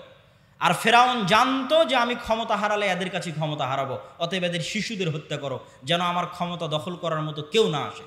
ওয়াইজ নাজ্জাইনাকুম মিন আলি ফিরআউনা ইয়াসুমুনাকুম সুআল আযাব ইউযাববিহুনা আবনাকুম ওয়া ইস্তাহিউনা নিসাআকুম। আমি তোমাদেরকে ফেরাউনের কবল থেকে বাঁচিয়েছি, যেই ফেরাউন তোমাদের ছেলে সন্তানদের জবাই করত। আল্লাহ পবিত্র কোরআনে বলছেন ছেলে সন্তানদের জবাই করত। আজকের ফেরাউন বানু ইসমাইলের ছেলে সন্তানদেরকে গাজায় হত্যা করতেছে। দিন পরিবর্তন হয়েছে, টার্গেট একই। কেননা তারা জানে যে এই ফিলিস্তিন থেকে এমন সন্তান বের হবে যাদের হাতে তাদের পতন অনিবার্য, পতন অবশ্যম্ভাবী। এই জন্য বেরি যেন হতে না পারে, এই জন্য আগে শিশুই হত্যা করে দাও, যেমন ফেরাউন হত্যা করত। সম্মানিত উপস্থিতি, তারপরে ফেরাউনের অত্যাচারে থেকে বানু ইসরাইলকে বাঁচানোর জন্য আল্লাহ মুসা আলাইহিস সালামকে পাঠালেন। মুসা আলাইহিস সালাতু ওয়াস সালামের লম্বা ঘটনা, তিনি বানু ইসরাইলকে সাথে করে নিয়ে পালিয়ে যাচ্ছেন। ফেরাউনকে আল্লাহ লোহিত সাগরে ডুবিয়ে হত্যা করলেন। হত্যা করার পর মুসা আলাইহিস সালাম ফেরত মিশরে যাননি কেন? এই জন্য মিশরে ফেরত যাননি যে মুসা আলাইহিস সালাম পালিয়ে যাচ্ছিলেন না, মুসা আলাইহিস সালাম ইজ রিটার্নিং ব্যাক, ফেরত যাচ্ছিলেন। কোথায় ফেরত যাচ্ছিলেন? 400 বছর আগে ওনার বাপদাদা ইয়াকুব এবং ইয়াকুবের সন্তান 70 জন এবং ইউসুফ ওই যে জেরুজালেম ছেড়ে মিশরে আসছে, ওই জেরুজালেম বাপদাদার আদিভিটা, সেখানে ফিরে যাচ্ছিলেন। ইতিহাসের সত্য মিথ্যা জানা যায় না, কিন্তু ইতিহাসে লেখা আছে যে ইউসুফ আলাইহিস সালাম মিশরে মারা গেলেও তাকে তিনি ওসিয়ত করে গেছিলেন কবর দেওয়ার জন্য জেরুজালেমে। আর মুসা আলাইহিস সালামের কথা তো সহিহ বুখারীতে রাসূল সাল্লাল্লাহু আলাইহি ওয়াসাল্লাম বর্ণনা করতেছেন, যেটা ধারা বিবরণীতে আমি আসব। তো আপনি যদি আজকের ম্যাপে দেখেন, লোহিত সাগর পার হয়ে ফিলিস্তিনে যাবেন, মিশর থেকে লোহিত সাগর ক্রস করে ফিলিস্তিনে যাবেন, গুগল ম্যাপে দেখবেন ফিলিস্তিনে ঢুকার আগে বিশাল মরুভূমি, সিনাই মরুভূমি। আর ওই ফিলিস্তিনে তখন বসবাস করত তৎকালীন বিশ্বের সবচেয়ে শক্তিশালী গোত্র, তাদের নাম আমালেকা গোত্র। তো ওদের সাথে যুদ্ধ করে জিতে জেরুজালেম জয় করতে হবে, এই জন্য অপেক্ষায় বসে আছেন সিনাই মরুভূমিতে। সিনাই মরুভূমি যেহেতু মরুভূমি, আর লোহিত সাগরের পানি যেহেতু লবণাক্ত, এই জন্য কোনো খাবার নাই, না মরুভূমিতে কোনো ফলমূল হয়, না মরুভূমিতে কোনো পানি আছে। এই জন্য সূরা বাকারায় বানু ইসরাইলের ঘটনা পড়ে দেখবেন যে আল্লাহ মুসা আলাইহিস সালাতু ওয়াস সালামকে বললেন, তুমি লাঠি দিয়ে পাথরে আঘাত করো, তোমার সম্প্রদায়ের জন্য ঝর্ণা তৈরি করে দিচ্ছে। তুমি আল্লাহর কাছে দোয়া করো, আর জান্নাত থেকে মান্না এবং সালোয়া পাঠিয়ে দিচ্ছে। জান্নাত থেকে পাখির আকারে এবং গাছে ঝুলন্ত আকারে, বাড়ির উপরে গাছে ঝুলন্ত আকারে জান্নাত থেকে মান্না এবং সালোয়া আসতো, কেননা মরুভূমিতে কোনো খাবার ছিল না। তারপরে মুসা আলাইহিস সালাতু ওয়াস সালাম তাদের নিয়ে জেরুজালেম বিজয় করতে যাবেন মর্মে যুদ্ধের ঘোষণা দিলেন। এরা ছিল নিমক হারাম কওম। আল্লাহর এত বড় নিয়ামত দেখার পরও এরা বলল, ইযহাব আনতা ওয়া রাব্বুকা ফাকাতিলা, মুসা আপনি আর আপনার আল্লাহ গিয়ে যুদ্ধ করেন, আমরা যুদ্ধ করতে পারবো না। বলেন নাউজুবিল্লাহ। এই জন্য মুসা আলাইহিস সালাম জেরুজালেম বিজয় করতে পারেননি। তখন মুসা আলাইহিস সালাতু ওয়াস সালাম আল্লাহর কাছে দোয়া করেছিলেন, যেন আমার লাশ, আমার মৃত্যু যেন জেরুজালেমের এত নিকটে হয় যে একটা ঢিল মারলে, যেন জেরুজালেম থেকে বাইতুল মুকাদ্দাস থেকে একটা ঢিল মারলে আমার কবরে এসে পড়ে। মুহাম্মদ সাল্লাল্লাহু আলাইহি ওয়াসাল্লাম বুখারীর হাদিসে বলছেন, আমি যদি আজ ফিলিস্তিনে থাকতাম তোমাদের দেখাতাম যে কোথায় মুসা আলাইহিস সালাতু ওয়াস সালামের কবর আছে। সম্মানিত উপস্থিতি, তারপরে ধারা বিবরণী আমি সংক্ষিপ্ত আকারে আজকের পর্যন্ত আপনাকে আমি বুঝিয়ে দিচ্ছি। তারপরে ইউশা বিন নুনের মাধ্যমে জেরুজালেম বিজয় হলো। আমার আগের বক্তব্য শুনে দেখবেন আল্লাহ জেরুজালেম বিজয়ের দিন সূর্যকে থামিয়ে দিয়েছিলেন। সূর্যকে থামিয়ে দিয়ে ইউশা বিন নুন জেরুজালেম বিজয় করেছিলেন। তারপরে আস্তে আস্তে আস্তে আস্তে দাউদ এবং সুলাইমান আলাইহিস সালাতু ওয়াস সালাম আসলেন। দাউদ এবং সুলাইমান আলাইহিস সালাতু ওয়াস সালাম পৃথিবীর সবচেয়ে বড় রাজত্ব জেরুজালেমে কায়েম করলেন। সুলাইমান আলাইহিস সালাম দ্বিতীয়বার মসজিদ আকসা নির্মাণ করালেন জিনদেরকে দিয়ে। আর পৃথিবীর অত শক্তিশালী, অত বড় রাজত্ব পৃথিবীতে আগে আর কোনোদিন হয়নি, পরেও কোনোদিন হবে না, সেটা কায়েম হলো জেরুজালেমে। তারপরে দাউদ এবং সুলাইমানের পরে আস্তে আস্তে চলে আসলেন ঈসা আলাইহিস সালাতু ওয়াস সালাম। ঈসা আলাইহিস সালাতু ওয়াস সালামের মা মারিয়াম কোন মসজিদের খাদেম ছিলেন? মসজিদ আকসার খাদেম ছিলেন। ঈসা আলাইহিস সালাতু ওয়াস সালাম কোন শহরে জন্ম নিয়েছেন? এই জেরুজালেম, এই নগরীতে জন্ম নিয়েছেন। এই জন্যই তো আপনি খ্রিস্টানদের যদি বলেন তোমাদের গোটা দুনিয়া দিয়ে দিব, ইউরোপ আমেরিকা, জেরুজালেম দিব না, তাহলে হবে না। কেননা এখানে তারা যাকে নবী বলে শ্রদ্ধা করছে তার স্মৃতি এই শহরে আছে। ঈসা আলাইহিস সালাতু ওয়াস সালামের স্মৃতি এই শহরে আছে, ঈসা আলাইহিস সালামের আম্মা মারিয়াম আলাইহা সালাতু ওয়াস সালামের স্মৃতি এই মসজিদে আছে। আর ইহুদিদের স্মৃতি আছে এই যে মুসা, দাউদ, সুলাইমান, তাদের লম্বা স্মৃতি বললাম। ইয়াহইয়া এবং জাকারিয়া আলাইহিমুস সালাতু ওয়াস সালাম এই শহরেই ছিলেন। ঈসা আলাইহিস সালাতু ওয়াস সালাম দিয়ে আল্লাহ বানু ইসরাইলের নবী দেওয়া বন্ধ করে দিলেন। ওই যে ইসহাক আলাইহিস সালাতু ওয়াস সালাম থেকে শুরু হয়ে গোটা দুনিয়ার হিস্ট্রি আপনাকে 5 মিনিটে বলে দিলাম। ঈসা আলাইহিস সালাতু ওয়াস সালামে এসে আল্লাহ বানু ইসরাইলের নবী পাঠানো স্টপ। ওই যে এবার 5000 বছর যাবত ইব্রাহিমের আর এক সন্তান, তার সন্তানেরা আবাদ করতেছে মক্কায় কাবা, 1000 বছর যাবত আবাদ করতেছে। আল্লাহ ওটাকে সেভ রেখেছিলেন। পৃথিবী আল্লাহ সুবহানাহু ওয়া তাআলা কিভাবে ফাংশন করবেন এটা তার পূর্ব পরিকল্পিত, পূর্ব প্ল্যান। সেই ফাংশন করার জন্য ইব্রাহিম আলাইহিস সালাতু ওয়াস সালামের এই সন্তানে মাত্র একজন নবী আল্লাহ সুবহানাহু ওয়া তাআলা পাঠিয়েছেন, তিনি হচ্ছেন আমাদের নবী মুহাম্মদ সাল্লাল্লাহু আলাইহি ওয়াসাল্লাম, যিনি মক্কায় আসলেন। মক্কায় এসে তিনি নবীর দাবি করলেন এবং হেরাক্লিয়াসের দরবারে আবু সুফিয়ানকে জিজ্ঞেস করা হলো যে মুহাম্মদ সাল্লাল্লাহু আলাইহি ওয়াসাল্লামের পূর্বে কি আর কেউ নবী দাবি করেছিল? আবু সুফিয়ান বলল, না, মুহাম্মাদের পূর্বে মক্কায় আর জীবনে কোনোদিন কেউ নবী দাবি করেনি। হেরাক্লিয়াস বলল, যদি বলতে যে তার পূর্বে কেউ নবী দাবি করেছিল তাহলে আমি বলতাম দেখা দেখি নবী দাবি করছে। যেহেতু পূর্বে কেউ নবী দাবি করেনি, অতএব ভাবতে হবে যে মুহাম্মদ সাল্লাল্লাহু আলাইহি ওয়াসাল্লাম কেন নবী দাবি করছেন। তুমি আমাকে বলো, ওই মক্কায় মুহাম্মদ সাল্লাল্লাহু আলাইহি ওয়াসাল্লামের পূর্বে কেউ কি রাজা বাদশাহ ছিল? আবু সুফিয়ান বলছে, না, কেউ তো রাজা বাদশাহ ছিল না। 1000 বছর যাবৎ আমরা জানি না যে এই বংশে, এই অঞ্চলে কোনোদিন রাজত্ব ছিল, বরং আজীবন এরা রোমান এবং পারস্য এম্পায়ারের অধীনে তাদের জীবন কাটেছে। ওখানে কোনোদিন রাজত্ব তৈরি হয়নি, মক্কা কেন্দ্রিক কোনো রাজত্ব তৈরি হয়নি। তখন বলছে, তাহলে তো অবশ্যই ভাবতে হয়, যদি তুমি বলতে এখানে কোনোদিন রাজা ছিল তাহলে আমি বলতাম যে বাপের দেখা দেখি, বাপদাদার সম্পত্তি, বাপদাদার রাজত্ব ফিরে পাওয়ার জন্য এখন নিজে নবুয়তের দাবি করছে। যেহেতু মক্কা কেন্দ্রিক কোনোদিন রাজত্ব তৈরি হয়নি, মক্কায় কোনোদিন কেউ নবী দাবি করেনি, আবার তোমরা বলছো যে ওখানে ইব্রাহিমের সুন্নাত পাওয়া যায়, মানে হেরাক্লিয়াস স্বপ্নে দেখেছিল আরবদের মধ্যে যারা খাতনা করে। হেরাক্লিয়াস সব পাদ্রীদের ডেকে বলছে, কারা খাতনা করে? পাদ্রীরা বলল, শুধু ইহুদিরা খাতনা করে। বললাম, না, আমি স্বপ্নে দেখেছি আরবদের মধ্যে কারা খাতনা করে। আরবদের মধ্যে কেউ খাতনা করে আমি তো জানি না। তখন আবু সুফিয়ানকে ডেকে নিয়ে এসে জানা গেল মক্কার কুরাইশরা যুগ যুগ ধরে খাতনা করে আসতেছে। কেন? মক্কার কুরাইশদের আদি পিতা তো ইসমাইল আলাইহিস সালাতু ওয়াস সালাম, যিনি ইব্রাহিমের সন্তান। এটা ইব্রাহিমের সুন্নাত, মিল্লাতে ইব্রাহিমের সুন্নাত। সম্মানিত উপস্থিতি, এই জায়গায় হলো সুপারিয়রিটিতে ধাক্কা। ইহুদি এবং বানু ইসরাইলের যে সুপারিয়রিটির থিওরি, পৃথিবীর মাত্র 2টা জাতি এত ভয়ঙ্কর সুপারিয়রিটিতে বিশ্বাস করে যা পৃথিবীর আর কোনো জাতি বিশ্বাস করে না, একটা ব্রাহ্মণ আর একটা ইহুদি। হিন্দুদের মধ্যে যে 4টা গ্রুপ আছে তার মধ্যে একটা হচ্ছে ব্রাহ্মণ। তারা বিশ্বাস করে যে তারা হচ্ছে খোদার মাথা থেকে, তাদের প্রভুর মাথা থেকে সৃষ্টি হয়েছে, এই জন্য তাদের সম্মান মর্যাদা সবার উপরে, বাকি সব তাদের গোলাম। শূদ্র বৈশ্য ক্ষত্রিয় যা আছে সব তাদের গোলাম। আর এরা বিশ্বাস করে যারা আল্লাহর সন্তান, বলেন নাউজুবিল্লাহ, এরা বিশ্বাস করে এরা আল্লাহর সন্তান। এবং এদের সবচেয়ে বড় গর্ব হচ্ছে যে ইব্রাহিমের সন্তান, ইসহাকের বংশধর। যদিও আজকের আধুনিক বিশ্বে কোনো প্রমাণ নাই যে চলমান ইসরায়েলে যারা বসবাস করছে এরা ইব্রাহিম আলাইহিস সালাতু ওয়াস সালামের ব্লাডলি কানেক্টেড। কি জন্য প্রমাণ নাই? আমার আগের আলোচনা থেকেই দলিল পেয়ে যাবেন। আগের আলোচনায় বলেছি ইব্রাহিম আলাইহিস সালাতু ওয়াস সালাম নূহের সন্তান সামের বংশধর, না নূহের সন্তান হামের বংশধর, না নূহের সন্তান ইয়াফিসের বংশধর? কি বক্তব্য শুনলেন? কার বংশধর? সামের বংশধর। আর সেমেটিকদের গায়ের কালার কীরকম হয়? সেমেটিকদের গায়ের কালার হচ্ছে মেটে, শ্যামা, সাদা চামড়া তো ইয়াফিস।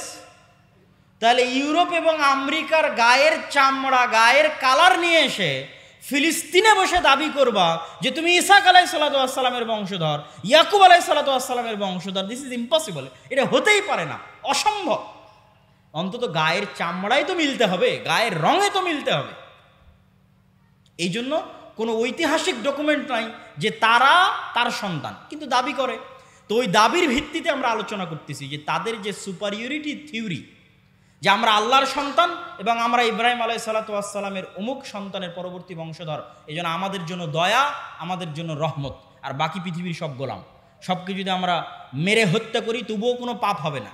ভাই এটা বিশ্বাস করে, আল্লাহর কসম করে বলছে এটা বিশ্বাস করে, না হলে এত নিষ্ঠুর হওয়া মানুষের জন্য সম্ভব নয়। আপনি যখন বিশ্বাস করবেন যে এই সমস্ত মানুষকে হত্যা করলে আমার গুনাহ হবে না, তখনই আপনি এত নিষ্ঠুর হতে পারবেন। যে গত 10 দিনে আপনি 9-10,000 মানুষকে হত্যা করছেন, কিন্তু আপনার অন্তর কাঁপে না। কেন কাঁপে না? আপনি তো বিশ্বাসই করেন না যে গুনাহ হবে। ওই যে সুপারিয়রিটি থিওরি, সারা পৃথিবীর সব মানুষকে যদি হত্যা করে দেওয়া হয় তবুও তাদের দৃষ্টিতে তারা গুনাহগার হবে না, কেন? তারা হচ্ছে আল্লাহর সন্তান আর বাকি সব হচ্ছে গোলাম। এই হচ্ছে তাদের বিশ্বাস। এই সুপারিয়রিটি থিওরিতে সবচেয়ে বড় ধাক্কা দিয়েছে মোহাম্মদ সাল্লাল্লাহু আলাইহি ওয়াসাল্লাম। কেন? মোহাম্মদ সাল্লাল্লাহু আলাইহি ওয়াসাল্লামও বললেন আমি ইব্রাহিমের বংশধর। কথা কি আমার বুঝতে পারছেন? মোহাম্মদ সাল্লাল্লাহু আলাইহি ওয়াসাল্লাম ইব্রাহিমের সন্তান ইসমাইলের বংশধর, বানু ইসমাইল। আর তারাও জানতো যে আরবে শেষ নবী আসবে। এই জন্য ঈসা আলাইহিস সালাতু ওয়াস সালামের মৃত্যুর পরে অনেক ইহুদি মদিনায় চলে গেছিল। বানু কুরাইজা, বানু কায়নুকা, বানু নাজির সবগুলো চলে গেছিল মদিনায়। তারা অপেক্ষা করছিল তাদের মধ্যে শেষ নবী আসবে, আরবে আসবে, তাদের বংশে আসবে। কিন্তু যখন দেখলো না তাদের বংশে আসলো না, মুহাম্মদ সাল্লাল্লাহু আলাইহি ওয়াসাল্লাম বনি ইসমাইলের বংশে শেষ নবী দাবি করলো, তাহলে মুহাম্মদ সাল্লাল্লাহু আলাইহি ওয়াসাল্লাম দুই দিক থেকে তাদের সুপারিয়রিটিতে আঘাত করলেন। এক, তুমি রক্তে যতই দাবি করো তুমি ইব্রাহিমের বংশধর, তো আমি মোহাম্মদও দাবি করছি আমি ইব্রাহিমের বংশধর, আমি ইসমাইলের বংশধর। অতএব রক্তে আমার উপর তোমার কোনো প্রাধান্য আর থাকলো না। শেষ, আমার উপর তোমার প্রাধান্য রক্তে থাকলো না। এই জিনিসটা তারা বুঝে গেল। এবং তারা এটাও বুঝে গেল যে মুহাম্মদ সাল্লাল্লাহু আলাইহি ওয়াসাল্লামের কওমের জন্য আল্লাহর পক্ষ থেকে তাদের কিতাবে বর্ণিত যত ওয়াদা, যত রহমত, যত বরকত, সব রহমত, সব বরকত এবার মুহাম্মদ সাল্লাল্লাহু আলাইহি ওয়াসাল্লাম এবং তার উম্মতের জন্য আসবে। এই জন্য তাদের পৃথিবীতে সবচেয়ে বড় শত্রু হচ্ছে ইসলাম এবং মুসলমানেরা। দুইটা কারণে। অন্যদেরকে তো ওরা বিশ্বাসই করে না যারা ইব্রাহিমের বংশধর। অন্তত তাদের কিতাবে তো ইব্রাহিমের আরেক সন্তান ইসমাইলের নাম লেখা আছে, যে ইব্রাহিমের আরেক সন্তান ইসমাইল, এবং তারা এটা বিশ্বাস করে যে আরবরা হচ্ছে ইসমাইলের বংশধর। এই জন্য এটা হলো তাদের সবচেয়ে বড় ভয়ের কারণ, যে তাদের সুপারিয়রিটি থিওরিতে আঘাত করেছে ইসলাম এবং মুসলমানেরা। সম্মানিত উপস্থিতি, আজকের এই জেরুজালেমে যে ভয়াবহ অবস্থা তৈরি হয়েছে, এই ভয়াবহ অবস্থার পিছনে কারণ কি? আগের যুগের অনেক ইতিহাস আমি অন্য বক্তব্যে আলোচনা করেছি। আজকের এই ভয়াবহ অবস্থা তৈরি হওয়ার পিছনে কারণ আমার ছোট্ট গবেষণায় ঔপনিবেশিক শাসনামল, কলোনিয়াল সিস্টেম, আরবিতে বলে ইস্তেমার। আমরা যারা আজকে এই দেশে বসবাস করছি, যারা আপনারা সামনে বসে আছেন, 1935-1937 সালের আগে আপনাদের বাপদাদারা জমির মালিকই ছিল না। আপনি আজকে যে জমির দলিল নিয়ে দাবি করছেন এই জমি আমার, এই দাবি 35-37-এর আগে এই অঞ্চলের মানুষ করতে পারত না। কেননা আমাদের বাপদাদারা 190 বছর ছিল ব্রিটিশদের গোলাম, তথা আমরা ছিলাম কলোনি, ব্রিটিশের কলোনি। এই জন্য 190 এবং 200 বছর গোলামি করতে করতে আমাদের রক্তের মধ্যে গোলামি ঢুকে গেছে। আর এই দেশ ছেড়ে যখন ব্রিটিশরা গেছে, 3টে দেশে ভাগ করে গেছে, ভারত, বাংলাদেশ, পাকিস্তান। ঠিক সারা পৃথিবীর প্রায় মুসলিম দেশই কোনো না কোনো ইউরোপিয়ান কান্ট্রির কলোনি ছিল। আর এই কলোনিয়াল সিস্টেম কতটা ভয়ঙ্কর ছিল এটা ইউরোপ সফর না করলে আমি বুঝতে পারতাম না। ফ্রান্সের রাজধানী প্যারিসে আইফেল টাওয়ারের সামনে রাত 12টা-1টার সময় যতজন বিড়ি খাচ্ছে, সিগারেট খাচ্ছে, সব হচ্ছে মুসলমানের সন্তানেরা। কোন দেশের মুসলমানের সন্তানেরা?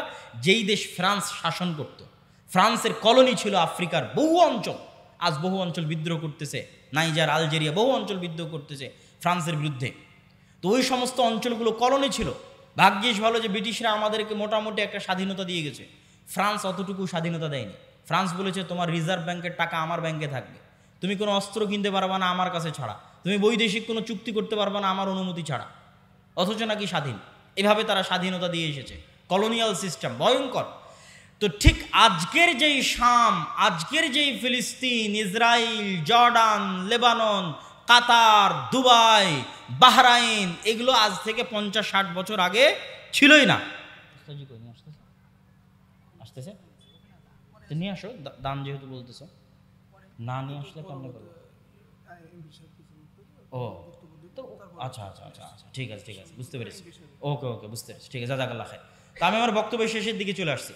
তো যখন ব্রিটিশরা এই অঞ্চল ছেড়ে যায়, এগুলো কোনো দেশই ছিল না, ওরা এই যেমন আমাদের এই ভারত উপমহাদেশকে ভেঙে টুকরো টুকরো করেছে, ওই রকম বাহরাইন একটা ছোট্ট দেশ বানিয়েছে, কাতার, দুবাই, তারপরে হচ্ছে জর্ডান, তারপরে হচ্ছে লেবানন, তারপরে হচ্ছে এই ছোট্ট ভাঙতে ভাঙতে ওর মধ্যে থেকে ইসরায়েল বের করে দিয়েছে। তথা ইসরায়েল হচ্ছে ঔপনিবেশিকের ফল, ঔপনিবেশিক শাসন আমলের সন্তান। যে কলোনিয়াল সিস্টেম সারা পৃথিবীতে মুসলমানেরা ভোগ করেছে তার ফল, তার রেজাল্ট। আর ওই যে গোলামি করতে করতে রক্তে গোলামি ঢুকে গেছে মুসলমানদের জন্য, গোলামি থেকে বের হতে হলে আরও সময় লাগবে, স্বাধীন চেতা মনোভাব লাগবে, আল্লাহর ইবাদত এবং দ্বীনের অনুসরণ করা লাগবে। দ্বীনের অনুসরণ, আপনি বলতেছেন আপনি মসজিদ আকসা বিজয় করবেন, বাইতুল মুকাদ্দাস বিজয় করবেন, আপনি যে দেখেন তো একটা ইহুদি পরিবারের ছেলে মেয়ে কী করে, আর আজকে যারা এখানে বসে আছে এরা কী করে? আজকে যারা যে সমস্ত এখানে যুবক বসে আছে এদের মধ্যে কয়জন মদখোর, জুয়াখোর, ফ্রি ফায়ার পাবজি নিয়ে ব্যস্ত? আর ইহুদির কয়টা সন্তান ফ্রি ফায়ার পাবজি আর মদ আর জুয়া নিয়ে ব্যস্ত? আমার চ্যালেঞ্জ থাকলো আপনি যান খুঁজেন, তাদের দোষ দিয়ে লাভ নাই। আল্লাহ সুবহানাহু ওয়া তাআলা আমাদেরকে আযাব হিসেবে, শাস্তি হিসেবে মসজিদ আকসায় যেতে দেয় না। এই কষ্ট আমার এবং আপনার অন্তরে থাকতে হবে। যেই মসজিদের 2 রাকাত সালাত অন্য মসজিদের 1000 সালাতের চেয়ে উত্তম, পৃথিবীর যে তিনটা মসজিদ ইসলামের সবচেয়ে পবিত্রতম মসজিদ, যার জন্য সফর করা, যার জন্য যাওয়া উত্তম উচিত, যেই মসজিদগুলোতে সালাতের বিশেষ ফজিলত রয়েছে, সেই 3টা মসজিদের একটা মসজিদ মসজিদ আকসা আমরা যেতে পারি না। এটা আল্লাহ আমাদেরকে বঞ্চিত করে রেখেছে আমাদের কর্মফলের কারণে, আমাদের আমলের কারণে। সম্মানিত উপস্থিতি, আপনি ইহুদি পল্লীতে যান, ইহুদি পল্লীতে গিয়ে দেখেন তারা কিভাবে চলে, কিভাবে চলাফেরা করে, দেখে আসেন। তারা পৃথিবীর মানুষকে বলবে তোমরা সুদ নিয়ে ব্যস্ত থাকো, ওরা নিজেরা পরস্পরে সুদ খাবে না। তারা পৃথিবীর মানুষের পিছনে কোটি কোটি টাকা ব্যয় করবে যে তোমরা মদ, গাঞ্জা, জুয়া এগুলো নিয়ে ব্যস্ত থাকো, ওরা নিজেরা জীবনে কোনোদিন মদ, গাঞ্জা, জুয়া নিয়ে ব্যস্ত থাকবে না। টাকার বিষয়ে সবচেয়ে কৃপণ, টাকা কেমনে জমা করতে হয়, অনর্থক অপচয় খরচ না করে টাকা কেমনে জমা করতে হয়। পৃথিবীর সবচেয়ে বড় বড় মাল্টি বিলিয়নার হচ্ছে তারা, কেন তারা ওইভাবেই তাদের সন্তান সন্ততিকে বড় করেছে। হ্যাঁ, তাদের উপর আল্লাহর গজব এবং আযাব আসবে, কিন্তু আল্লাহ সুবহানাহু ওয়া তাআলা বিধর্মীদের দিয়েই মুসলমানদেরকে আযাব এবং শাস্তি দিয়ে থাকেন। তারও দলিল কোরআন এবং হাদিসে আছে, যেটা আমি আমার অন্য বক্তব্যে বিস্তারিত আলোচনা করেছি, আজকে সময় নাই। সেহেতু আমরা একটা আযাব এবং গজবের মধ্যে দিয়ে যাচ্ছি আমাদের আমলের কারণে।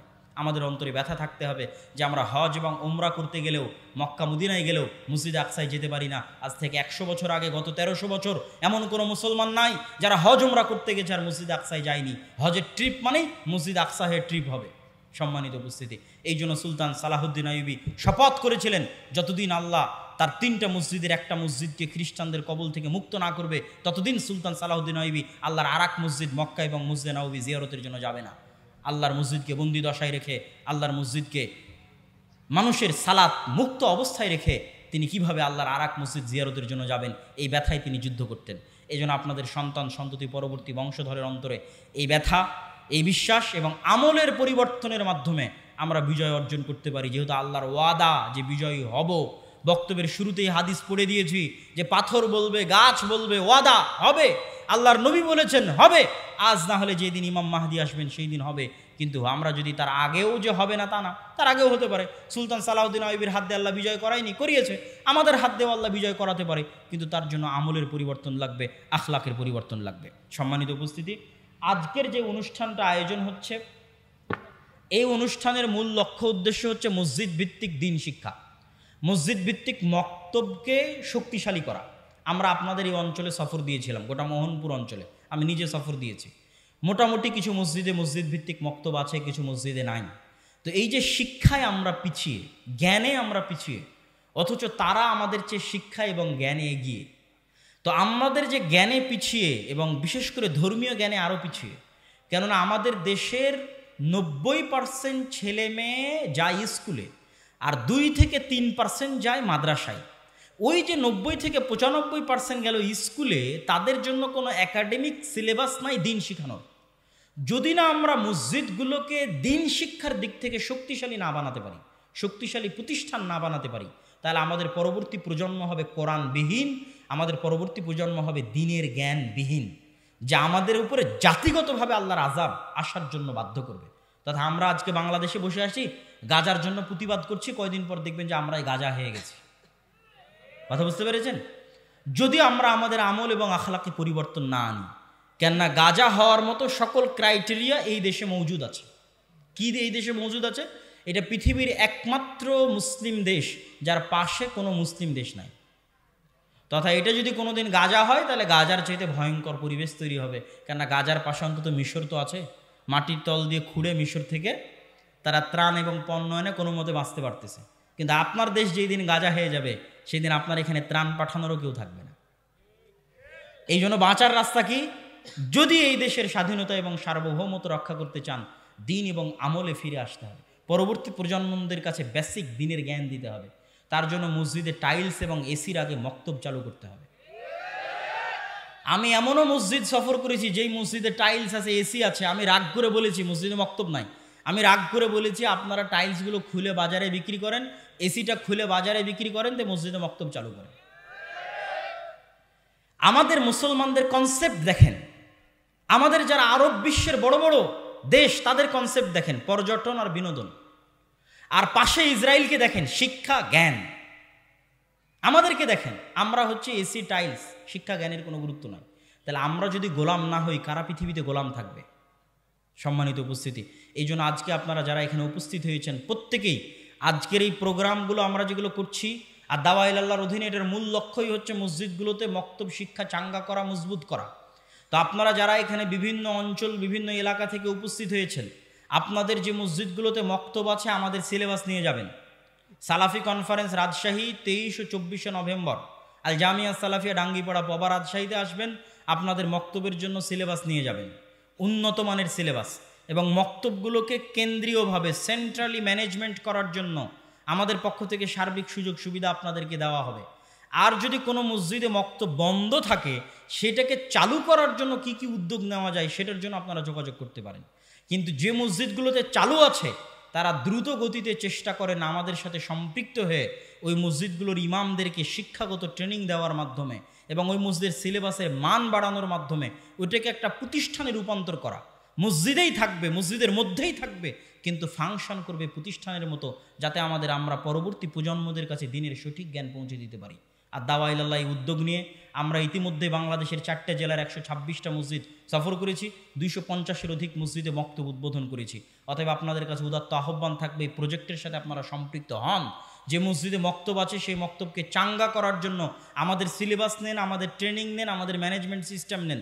যেই মসজিদে মক্তব নাই সেখানে চালু করার জন্য আমাদের ডাকেন, আমরা সফর দিই, বক্তব্য দিই, চালু করার জন্য সহযোগিতা করি। আর আজকের এই অনুষ্ঠান এবং এখানেও যে মক্তবগুলো পরিচালিত হয় মোহনপুর এবং বাগমারায়, সেই মক্তবগুলোর উন্নয়নের লক্ষ্যে, তাদের সহযোগিতার লক্ষ্যে আমাদের আজকের এই অনুষ্ঠান। অতএব আপনারা এই প্রজেক্টে দান করার চেষ্টা করবেন, সহযোগিতা করার চেষ্টা করবেন। আপনাদের একটা টাকার মাধ্যমেও যদি মুসলমানের একটা সন্তানও কোরআন শিখে, আলিফের একটা অক্ষর শিখে, তো আপনি কবরে চলে গেছেন, 500 বছর হয়ে যাবে, 1000 বছর হয়ে যাবে, কিন্তু আপনার নেকির দরজা বন্ধ হবে না ইনশাআল্লাহ।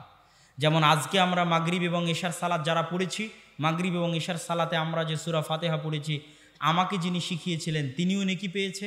তার আগে আল্লাহর নবী পর্যন্ত যতজন আমার কাছে এই সূরা ফাতিহা পৌঁছানোর জন্য কাজ করেছে, সবাই আমার এই সূরা ফাতিহা পড়ার নেকি পেয়েছে। বলেন আল্লাহু আকবার। অতএব এই নেকি থেকে বঞ্চিত হবেন না। আমি দায়িত্বশীল এবং স্বেচ্ছাসেবক ভাই যারা আছে তাদেরকে বলবো, আপনারা ভিতরে প্রবেশ করেন। আর আমার বক্তব্যের পরে সম্মানিত এমপি মহোদয়, যিনি আজকের আমাদের প্রধান অতিথি, তিনি আপনাদের সামনে আলোচনা করবেন। তারপরে আমাদের শ্রদ্ধেয় ওস্তাদ শেখ আব্দুর রাজ্জাক বিন ইউসুফ হাফিজাউল্লাহ, তিনিও আপনাদের সামনে আলোচনা পেশ করবেন ইনশাআল্লাহ। কই স্বেচ্ছাসেবক ভাইরা? তানজিল ভাই, স্বেচ্ছাসেবকরা নাই? জি, স্বেচ্ছাসেবক ভাইরা আপনারা ভিতরে যান। আপনারা কেউই না, এখনই করুক। আপনারা কেউই এই দান থেকে মুক্ত থাকবেন না, দান থেকে বিরত থাকবেন না। এমনকি যারা আমরা স্টেজে আছি তারাও চেষ্টা করব সংক্ষিপ্ত হলেও আমরা যেন এটাতে অংশগ্রহণ করতে পারি, অল্প হলেও যেন আল্লাহ সুবহানাহু ওয়া তাআলা কই নয়, তোমরা স্টেজে যারা তাদের কাছে না, আপনি দরকার হয় অন্যের কাছ থেকে ধার করে হলেও এই প্রজেক্টে অংশগ্রহণ করুন। 5 টাকা 10 টাকা অতি আল্লাহ সুবহানাহু ওয়া তাআলা বরকত দিবে। এবং আমরা আল্লাহ সুবহানাহু ওয়া তাআলার কাছে দোয়া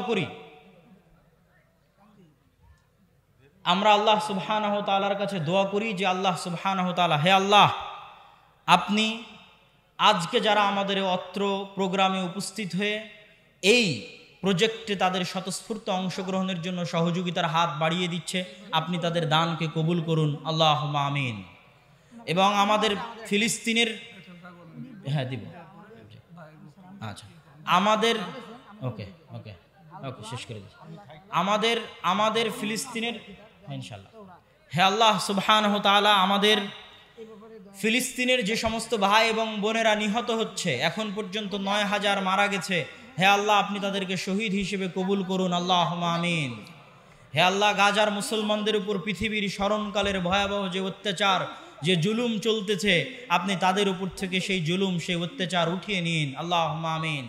হে আল্লাহ, ইন্নাকা আলা কুল্লি শাইইন কাদির, আপনি আপনার শক্তি, আপনি আপনার ক্ষমতা, আপনি আপনার সাহায্য সহযোগিতা মুসলমানদের জন্য পাঠিয়ে দিন, আল্লাহুম্মা আমিন।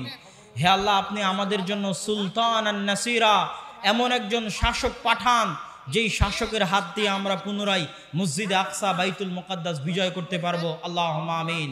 হে আল্লাহ, আজকে যারা এই দানে অংশগ্রহণ করছে, আপনি তাদের এই দানকে কবুল করুন, আল্লাহুম্মা আমিন। আমাদের যারা পূর্বে মারা গেছে তাদের কবরকে প্রশস্ত করে দিন, আল্লাহুম্মা আমিন। আপনারা কেউই এই দান থেকে বিরত থাকবেন না। স্টেজে যারা আমরা আছি তারাও অংশগ্রহণ করব। কেউই আপনারা এই দান এবং এই সহযোগিতা থেকে 10 টাকা 5 টাকা হলেও তাতে অংশগ্রহণ করবেন এবং আল্লাহর কাছে দোয়া করবেন, আল্লাহ যেন আদ-দাওয়া ইলাল্লাহ এর যে প্রজেক্ট, মসজিদ ভিত্তিক মক্তব শিক্ষা, এই প্রজেক্টকে যেন আল্লাহ কবুল করে, আল্লাহুম্মা আমিন। আল্লাহ উপরে কবুল করলে নিচে আমাদের জন্য কাজ করা সহজ হবে। আর আপনাদের মধ্যে যদি কেউ থেকে থাকে যিনি একটা মক্তবের দায়িত্ব নেবেন, 2টা মক্তবের দায়িত্ব নেবেন, 3টা মক্তবের দায়িত্ব নেবেন, তাহলে আমাদের স্টল আছে আদ-দাওয়া ইলাল্লাহর, সম্ভবত ওই পাশে স্টল আছে। স্টল কোথায় আছে তানজিল ভাই? হাতের ওই কোনা স্টল আছে। এরকম যদি কেউ থেকে থাকেন আল্লাহর বান্দা, যিনি হয়তো একটা মক্তবের খরচ 12 মাসই বহন করবেন, 1000, 1500, 2000 যা সম্ভব হবে, অবশ্যই আপনারা স্টলে গিয়ে যোগাযোগ করবেন। আল্লাহ কবুল করুক। আমি আমার বক্তব্য এখানেই শেষ করছি। ওয়া আখিরু দাওয়ানা আনিল হামদুলিল্লাহি রাব্বিল আলামিন। আসসালামু আলাইকুম ওয়া রাহমাতুল্লাহি ওয়া বারাকাতুহু।